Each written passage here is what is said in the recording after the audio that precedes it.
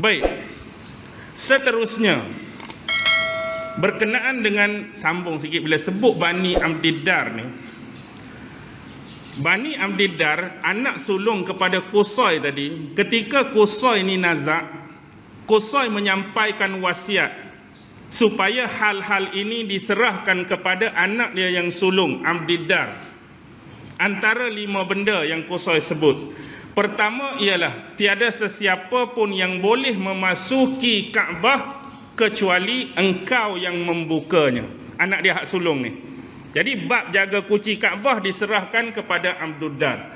Yang kedua, hanya melalui tangan kamulah. Tidak ada sesiapa pun yang dapat menandangi perjanjian atau menetapkan peperangan di antara Quraisy. Maksudnya tugas dia yang kedua, kalau nak buat apa-apa perjanjian, hanya tangan Abdiddar yang boleh tanda tangan perjanjian tu, atau nak menandai peperangan pun mesti melalui Abdiddar. Kalau Quraisy nak berperang dengan kawan tu, Quraisy nak berperang kawan ni, juga Abdiddar. Yang ketiga, bab menyiapkan minuman bagi jemaah haji yang datang berziarah ke Mekah. Untuk sediakan minuman pun Abdiddar. Yang keempat, untuk sedia makanan pun Abdiddar. Dan untuk membicarakan tentang perlembagaan, menetapkan atau memansuhkan atau menukarkan pun tugas Abdiddar. Kita kata ada nak menetapkan apa-apa dalam perlembagaan, melalui Abdiddar. Kalau ada nak lupuskan, nak tukar pun melalui Abdiddar. Bahkan lebih jauh, hak penjagaan diserahkan Darun Nadwah. Nak dengar Darun Nadwah? Satu tempat perhimpunan, meeting mesyuarat. Masa nak bunuh Nabi Muhammad dulu, malam peristiwa hijrah tu, itulah tempat dia. Depa meeting juga dijaga oleh Abdiddar. Tetapi kemudian hari, kuasa ni berpindah pada siapa? Daripada keturunan Abdiddar ni, akhirnya pada zaman anak Abdul Manaf tu. Abdiddar, Abdul Manaf, atuk Nabi. Sebelum Abdul Manaf, Hashim bin Abdul Manaf. Jadi kemudian beralih kepada Hashim. Memang Abdiddar ni dari sudut ketokohan bercakap dan berpidato dia lemah. Dia tak hebat dari sudut bercakap, berpidato, cerita depan orang ramai, kecuali dimiliki oleh Abdul Manaf. Dan kekuatan tersebut sambung kepada tok Nabi yang nama Hashim tu. Jadi pada zaman tu Hashim ambil. Walaupun ada sebahagian tugas penting tu masih lagi diserahkan kepada Bani Abdiddar. Baik, kalau tuan-tuan tengok kisah selepas pembukaan kota Mekah. Selepas pembukaan kota Mekah, siapa yang pegang kunci Kaabah pada masa tu? Dah Nabi masuk Mekah, berlaku pembukaan kota Mekah, siapa yang pegang kunci Kaabah? Masih lagi keluarga Abdiddar. Nabi suruh Saidina Ali pi cari. Saidina Ali rampas kunci tu. Bila Saidina Ali rampas kunci tu, bagi bila nak buka jadi tak boleh. Tak boleh nak buka. Sebab itulah antara kisah ni ialah asbabun nuzul, sebab-sebab turun ayat surah An-Nisa. Ayat 58 tu, innallaha ya'murukum an tu'addul amanati ila ahliha. Sesungguhnya Allah memerintahkan kamu untuk melakukan amanah bersesuaian dengan ahlinya, menunaikan amanah kepada yang berhak untuk menerimanya. Jadi Rasulullah serah balik kepada siapa? Kepada Bani Talhah, iaitu kepada Uthman bin Abu Talhah. Yang ni dia akan tertukar dengan seorang lagi, pak saudara dia yang mati dalam perang Uhud.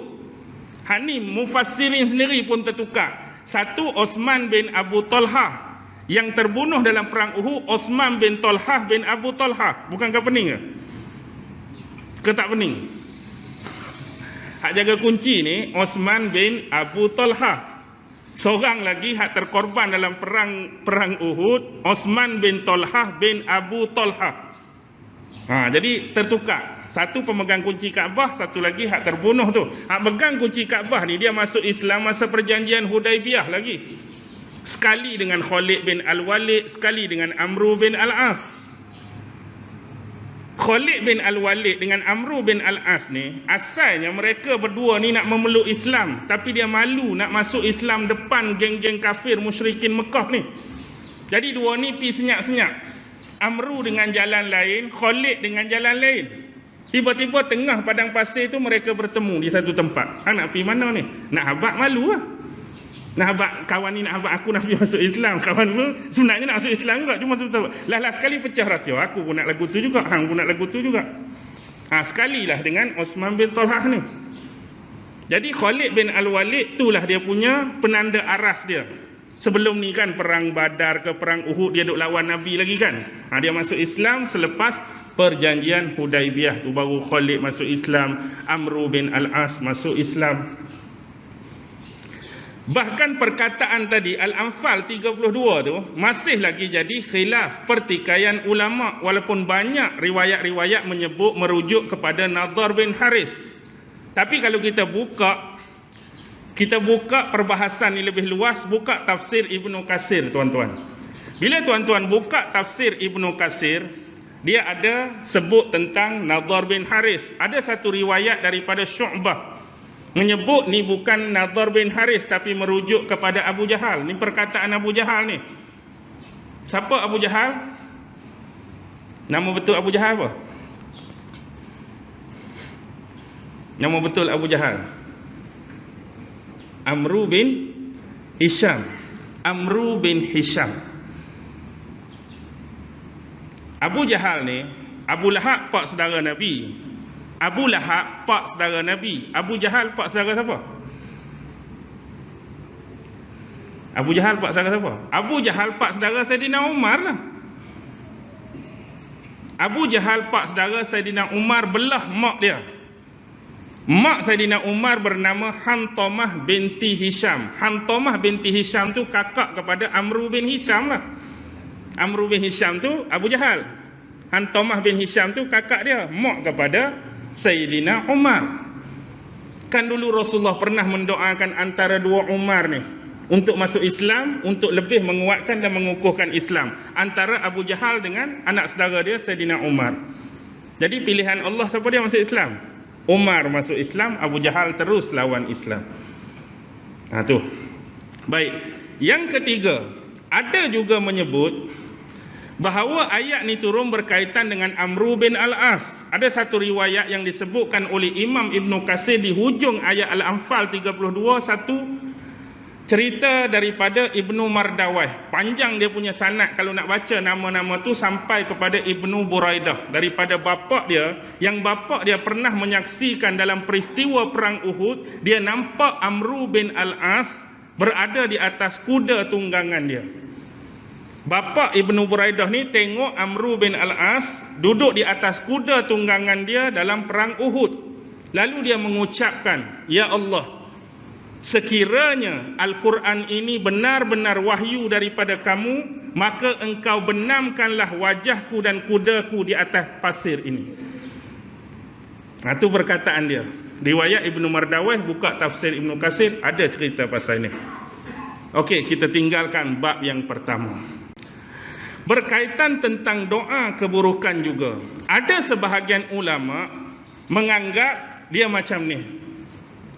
Ada sebahagian manusia yang dia mendoakan kebaikan pada sangkaan dia. Pada sangkaan dia, dia duk sangka, Kelantan kata seka lah ke? Dia seka, dia doa benda comel. Dia seka, dia doa benda molek. Tapi hakikatnya dia berdoakan untuk keburukan. Dia duk berdoa tu, dia minta, dia mengharapkan benda tu benda baik pada sangkaan dia. Tapi sebenarnya benda yang dia minta tu benda yang buruk. Ini adalah kerana kejahilan, ketidaktahuan dan kesalahfahaman dia.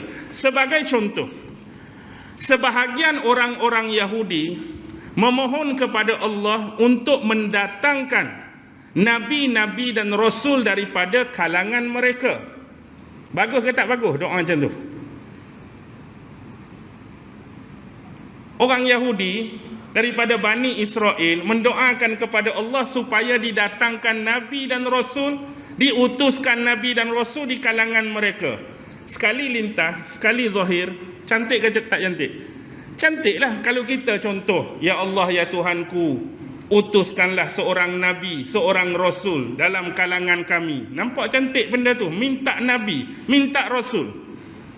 Tetapi hakikatnya doa ini untuk menolak siapa? Untuk menolak siapa? Menolak kenabian dan kerasulan nabi yang terakhir tu, Nabi Muhammad sallallahu alaihi wasallam. Bahkan kalau depa tak minta sekalipun, memang nabi-nabi dan rasul paling banyak diutuskan pun pada siapa? Bani Israel, orang-orang Yahudi. Tapi permintaan mereka di sini bukan mereka nak nabi dan rasul tu sungguh-sungguh, tapi kerana nak menolak kenabian dan kerasulan Muhammad yang berbangsa Arab berketurunan Quraisy. Kerana mereka nak kalau boleh nabi dan rasul terakhir tu datang daripada golongan mereka, Bani Israel juga. Sekali pandang tadi nampak cantik, ya Allah ya Tuhan kami, kurniakanlah nabi dan rasul tu dari kalangan kami. Cantik nampak, tapi hakikatnya mereka sedang mendoakan keburukan kerana menolak ketentuan yang telah ditetapkan oleh Allah. Nabi terakhir bangsa Arab berketurunan Quraisy, bukannya datang dari kalangan mereka. Baik, yang ketiga, kadang-kadang bangsa Arab Quraisy sendiri pun pernah mendoakan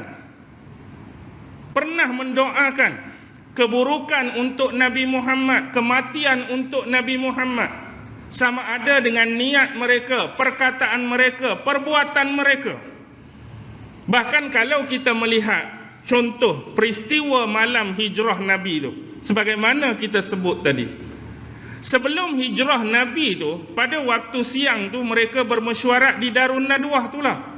Hampir 100 orang duta dan delegasi dari semua bani-bani kafir musyrikin Mekah yang berada di kawasan Mekah dan di luar Mekah. Sekurang-kurangnya perlu hantar seorang ataupun 2 orang yang paling dipercayai daripada bani atau kaum masing-masing. Dan sekiranya kalau mereka mempunyai hal yang lain yang lebih penting, mereka perlu mewakilkan kepada seseorang yang mereka paling percayai. Contohlah kalau saya dijemput untuk mesyuarat tersebut, tapi ada benda yang saya rasa lagi penting yang saya perlu buat untuk hadiri mesyuarat tersebut. Jadi saya perlu cari seorang wakil, seorang pengganti untuk menyertai mesyuarat tersebut. Jadi berhimpunlah geng-geng kepala ni. Macam mana nak buat? Akhirnya keputusan ialah kita cari pemuda-pemuda yang gagah, pemuda-pemuda yang hebat daripada kepelbagaian kaum ni, kepelbagaian bani ni. Kalau Bani Hashim dan Bani Abdul Muttalib tu, Bani Hashim dan Abdul Muttalib nak tuntut darah, dia perlu tuntut darah daripada siapa? Semua yang terlibat. Kalau kita suruh seorang, contoh kalau kita suruh seorang daripada Bani Jamuh ke, Bani Sahmin ke, Bani Abdiddar ke, kalau kita cari seorang pergi bunuh Nabi, jadi mereka akan tuntut darah daripada satu bani saja. Oh, siapa yang bunuh Muhammad? Bani Sahmin. Mereka akan serbu Bani Sahmin. Tapi bila kita ambil ramai-ramai, ni daripada Bani Sahmin seorang, Bani tu seorang, Bani ni seorang, Bani ni seorang. Contoh mudahlah Pengkalan Nyirih seorang, Alur Lintang seorang, mari alur tu, alur ni. Tapi bila geng tu hak kena bunuh nak tuntut, Allah, ramai sangat. 12 biji kampung, kita nak lawan ke? Contoh, nak bagi nampak. Jadi keliling rumah Nabi. Tujuan apa dia? Nak kepung Nabi, nak tangkap Nabi, nak bunuh tuan-tuan. Mereka ada niat nak bunuh Nabi sampai tahap tu.